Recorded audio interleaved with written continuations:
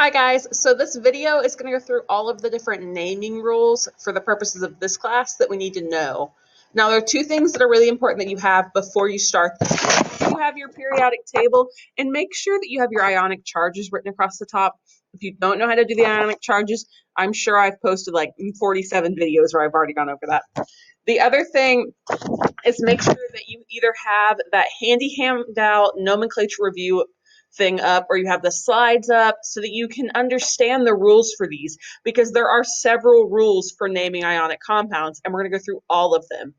So here we go. Let's get started. So the first thing we're going to talk about is binary ionic compounds. So what does that mean? Binary ionic compounds, bi meaning two, an ionic compound. So it's two ions that are going to make a compound. So it's a metal and a non-metal. Your cation or your metal ion goes first, followed by your anion or your non-metal ion. They get named as metal, non-metal I. Don't worry about the numbers or anything when we do this part. We'll talk about the numbers in a minute. So the first one we have is potassium phosphate. Remember that I have to crisscross my charges, so I need to know what the charge on potassium is, and I need to know what the charge on phosphorus is. Now, we've done this already. We did this earlier in the semester, but we're going to go ahead and review it. So potassium is K, and it's in group 1, and it has a +1 charge. And phosphorus is P, and it's in group 15, and it has a -3 charge. Why is this so crooked when I'm writing? Hold on just a second. Let me try this again. Okay, K +1, P -3. So I'm going to crisscross my charges, and I'm going to get K3P.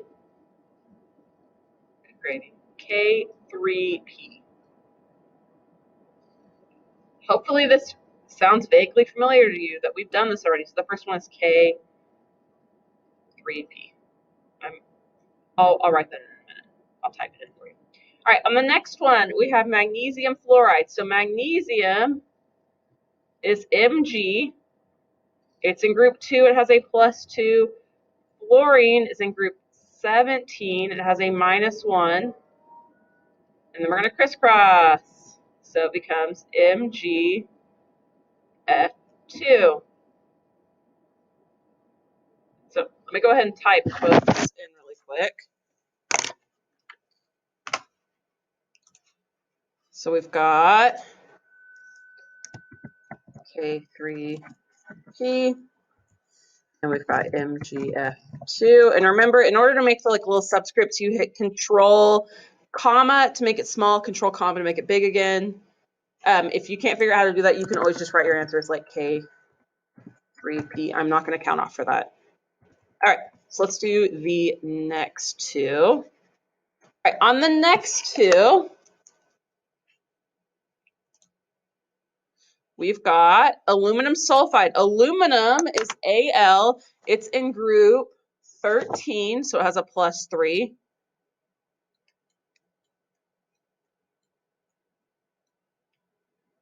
Okay. Sulfur is in group 16. It has a -2. So we're going to crisscross. This becomes Al2, S3. Okay. And the last one is barium oxide. So barium is in group 2. It's a +2. Oxygen is in group 16. It's a -2. So we're going to crisscross. If you notice, I have a +2 and a -2, which would become Ba2O2, except I'm just going to reduce that down to BaO. So I don't have to, because I have a +2 and a -2, I just reduce that to the smallest one. So it becomes BaO. So let's go ahead and type these in as well. All right, things to remember. When you crisscross your charges, you get rid of the pluses and minuses. I don't want to see them. Don't write them in. If you write them in, they're incorrect. I will count you off for that. The other thing is the charge on the metal goes to the non-metal. The charge on the non-metal goes to the metal. So you have to crisscross your charges. That is really important. If you don't crisscross your charges, you're not going to get the correct answers. You're going to get some funky made up something that doesn't actually exist. All right, so let's do this bottom half. I think the bottom half is a little bit easier when it's binary ionic compounds that don't have anything special with them because I'm strictly just writing metal, non-metal ion. So the first one, NaF, Na is sodium. Oh, what did I do? I don't want to, oh my goodness. Oh my computer. What are you doing? Okay, let's go back up. Okay, Na is sodium. F is fluorine, so it becomes sodium fluoride. Ba is barium and is nitrogen, so barium nitride. Li is lithium. C is carbon, so lithium carbide. So that's how you do binary ionic compounds, practice number 1. These are the examples at the top of that assignment. So make sure you get these down. So I'm going to go on to the next part now. Now the next part is a little bit different. This is where we do start caring about those numbers. And the reason why we care about these numbers is we're going to use the stock system of numbering. The stock system of numbering, if you notice, is going to involve Roman numerals. Roman numerals occur when I have transition metals. That means anything in this big section here in the middle. It's the transition metals and what your periodic table also labels as post-transition metals. So it's these light blue ones and these pink ones. There are a couple of instances where you don't have to worry about multiple charges, and we have multiple charges, and I think I list those for you on your assignment. If not, I'll make sure I do for you so you aren't super confused. So on your handy handout, there's a whole list of the transition metals with their multiple charges, but what you need to be able to do is uncrisscross your charges, and that's going to tell you the charge on your metal. We're going to uncrisscross. Now, when I have the name, we're going to crisscross. The Roman numerals refer to the charge on the metal. So for the non-metal part, you just look at the periodic table. That part isn't going to change. So we're just focusing on the transition metal. So the first part, we're going to do some uncrisscrossing. So I have, the first one is Fe3N2. So I'm going to uncrisscross. That means this 2 is going to go back up to Fe, and this 3 is going to go back up to N. So I have Fe plus 2, N minus 3. If I look on the periodic table, N is always a minus 3. Awesome. Because it's always a minus 3, that means I can name this compound. So Fe is iron. It's a transition metal. Fe is number 26 on the periodic table. Fe plus 2 tells me it's iron 2. I use Roman numerals, so iron II for 2. And N is nitrogen, so it's iron 2 nitride. Before you decide you're really confused, let's do another. All right, so let's do the next one. On this next one, I have Cu and O. So I have CuO. So if I uncrisscross this, I end up with Cu plus 1, O minus 1. The problem with that is oxygen on the periodic table is always a minus 2. So what that means is that copper has to be a plus 2 then. Because oxygen is always a minus 2, copper has to be a plus 2 because this one is reduced. If you remember in the example above where BaO, barium oxide, was reduced from Ba2O2 to BaO, the same way that this one was reduced from Cu2O2 to become CuO. So that means the answer to this one is going to be copper. Oh my goodness. Everyone look away. My computer's doing crazy things. Okay. Okay, copper. And then the plus 2, so copper 2. And O is oxide. All right, and then here is the last one on this formula part. Okay, on this last one I have Cu2O. So I'm going to uncrisscross. So I have Cu plus 1, O minus 2. Again, O is always minus 2. That's awesome. That means this really is copper 1. So it's going to become copper 1 oxide. All right, so now let's do the bottom part. I think the reverse part where you do the formula is easier for this one, because when you do the formula, we're just looking at what we have here I'm writing. So cobalt is CO, and that 2 in Roman numerals tells me that's cobalt plus 2. And then chloride is Cl, and chloride on the periodic table is a nonmetal, and it's always -1. So I'm just going to crisscross like normal. So I'm going to get COCl2.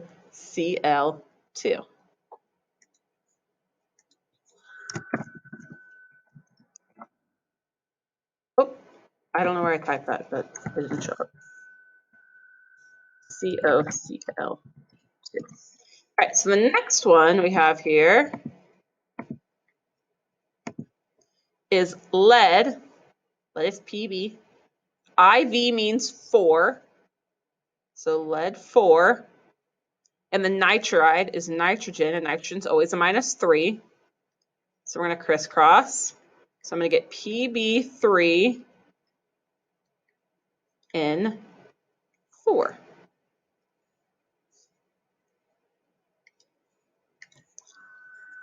So Pb3N4. All right, and the very last one I have here is tin 2 sulfide. Okay, so tin is Sn, it's tin 2, so it's Sn plus 2. Sulfide is S, and sulfur is a -2. Okay, if I have a +2 and a -2, that should give you a clue to what I'm going to end up doing. So because I have SN2, S2, it's going to reduce down to SNS. So that's how you name with the stock system. All right, so let's do the next part. All right, I'm adding in the third thing, I know. But we're going to all be okay, I promise. So now we're going to name ionic compounds with polyatomic ions. So I gave you a list of polyatomic ions. Polyatomic ions are just ions that are covalently bonded together that are either going to act as an anion or a cation. They're going to act as one unit, and this is where we end up having to use parentheses sometimes. So what we're going to do on these is we're just going to name them as is. If we have a transition metal, we're going to have to use Roman numeral. If we have a transition metal, we're going to have to uncrisscross. You will have some with transition metals. You won't have a ton, but you will have some. All these rules stack on top of each other. I'm sorry to say it. All right, here we go. Let's do the first one. So the first one is NH4NO3. So NH4 is a polyatomic ion, and it's ammonium. And NO3 is a polyatomic ion, and it's nitrate. So it becomes ammonium nitrate. You don't have to change the endings on these. You're just writing them as is. All right, on the next one, I have Ca. Ca is calcium. Calcium is a group 2 alkaline earth metal. It's not a transition metal, so we don't have to worry about that. So we're just naming it as is, calcium. And OH is hydroxide. That's a polyatomic ion, calcium hydroxide. Right, barium, Ba, is again a group 2 alkaline earth metal, so it's not a transition metal, so we just write it as is. And PO4 is a polyatomic ion, and it's phosphate, so it's barium phosphate. Now, Pb is a transition metal, so this is where we're going to have to uncrisscross. So we have Pb, PO3, 4. So this 4 is going to go up here, and this 3 is going to go up here. So what I end up with is Pb plus 4, PO3, oh goodness, minus 3. Which PO3 minus 3 is a polyatomic ion in and of itself.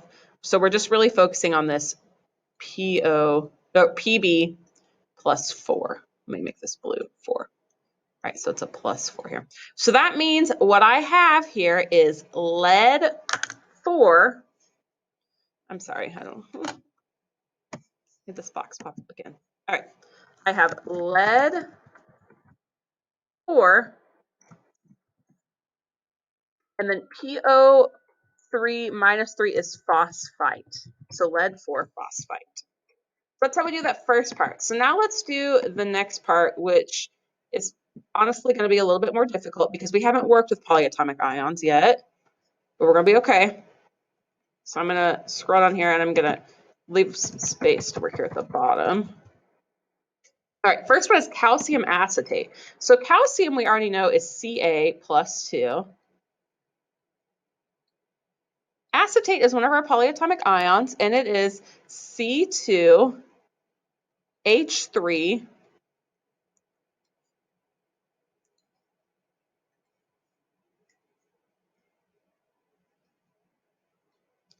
O2, and it has a charge of -1.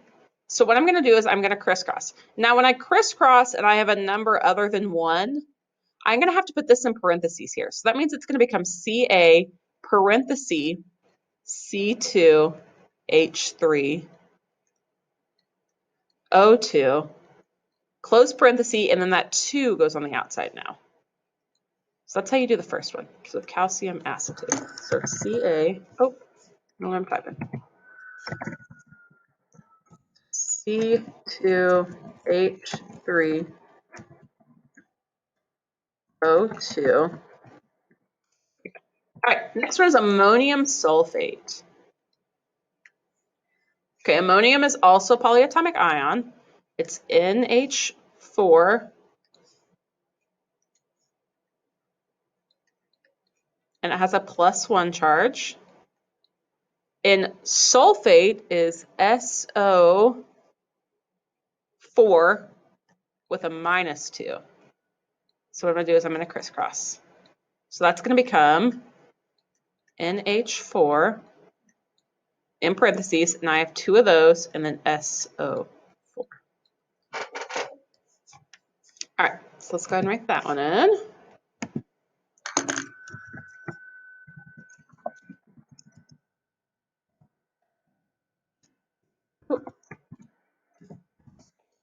Right, next one is magnesium sulfite.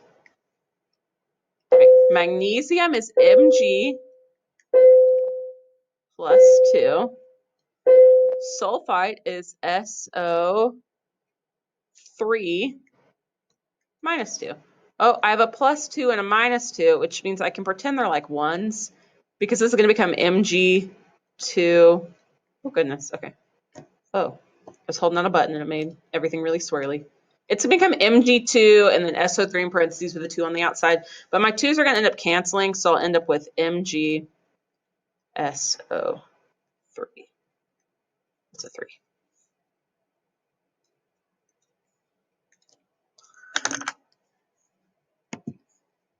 So MgSO3. All right, and the last one is copper 2 chlorate. All right, the 2 after copper tells me the charge on copper, so it's Cu plus 2. And then chlorate is our polyatomic ion that is ClO3 minus 1. Right, so I'm going to crisscross now. So that becomes Cu ClO3 and then 2 on the outside. So that's how we do all of our naming and formula writing with polyatomic ions. This is Cu.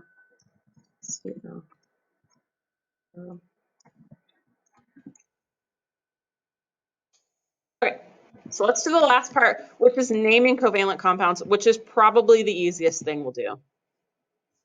So the best for last. So when you name covalent compounds, you're going to use prefixes. And this is also on your handy chart. And one of the reasons why I really like these is because you don't crisscross or anything with covalent compounds. You just write them as is. The number, the prefix with it, tells you how many you have. Now, the reason you don't use the prefix mono on the first atom, so on your first one, if there's only one of them. Otherwise, you're always going to use a prefix. And I'll show you a couple of examples of that one. So the first one is silicon tetrabromide. So because there's not a prefix with silicon, that means I only have one. And tetra means 4, so I have 4 bromines. So Oh my goodness, my typing. Okay, there we go. So I have 1 silicon Si and 4 bromine, so Br4. I don't crisscross or anything, I just write as is. All right, the next one, carbon trifluoride. So I have 1 carbon, because there's no prefix, and I have 3 fluorines, so CF3, because the tri means 3. The next one, I have diphosphorus, so I have 2 phosphorus, tetrahydride, 4 hydrogen. All right, and then down here we have the formula, and now we're going to name it. So I have 1 carbon, because it's the first one, I don't write mono, so I have carbon, 2, so I have di, and then O is oxide. All right, next one, I have 1 carbon again, so it's carbon, 1 oxygen, so monoxide, carbon monoxide. All right, and this very last one, I have N4, so tetranitrogen, and 6 is hexa, and I'm going to drop the A, so hexoxide. So there you go. If you have any questions, please message me. But for the most part, this is how we're going to name things. So there you go. I will talk to you guys later.